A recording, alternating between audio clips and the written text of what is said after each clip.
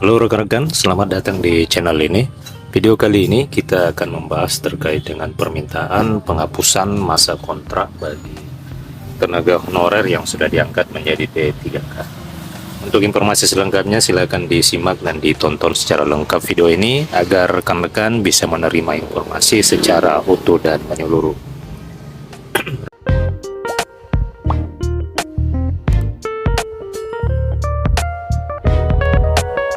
Rekan-rekan sekalian, Direktur Jenderal Guru dan Tenaga Pendidikan Kementerian Pendidikan Nono Suryani menyodorkan usulan menarik terkait dengan nasib P3K.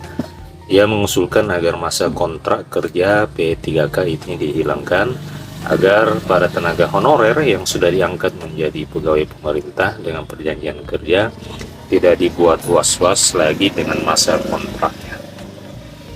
Ia menyebutkan bahwa jika memungkinkan, pihaknya mengusulkan agar masa kontrak kerja pegawai pemerintah dengan perjanjian kerja ini tidak ada lagi. Artinya ketika honorer sudah menjadi P3K secara otomatis berlanjut masa kerjanya hingga pensiun. Ia mengungkapkan sejak 2021 hingga saat ini sebanyak 544 honorer khususnya kategori guru telah diangkat menjadi P3K. Mereka hanya dikontrak 1 tahun, 2 tahun hingga dengan 5 tahun. Perbedaan masa kontrak itu diatur dalam Peraturan Pemerintah Nomor 49 Tahun 2018 tentang manajemen P3K. Di dalam peraturan pemerintah tersebut, masa kontraknya ditentukan oleh masing-masing kepala daerah. Perbedaan kontrak kerja itu juga menimbulkan kecemburuan di kalangan guru. Di sisi lain ada kecemasan apakah masa kontraknya diperpanjang atau tidak.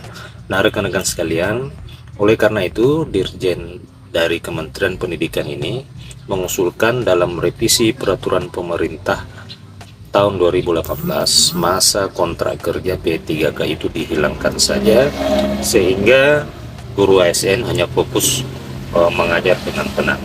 Sementara itu dihubungi secara terpisah, Kementerian Pendayagunaan Aparatur Negara dan Reformasi Birokrasi maupun BKN mengungkapkan belum ada pembahasan mengenai usulan Dirjen Nono tersebut. Nah, rekan-rekan sekalian, apakah rekan-rekan setuju dengan penghapusan masa kontrak dari pegawai pemerintah dengan perjanjian kerja ini? Oleh karena memang ini yang menjadi permasalahan dan setidaknya masih memberikan rasa khawatir dan was-was yang berlebihan kepada para tenaga honorer yang sudah lulus menjadi P3K.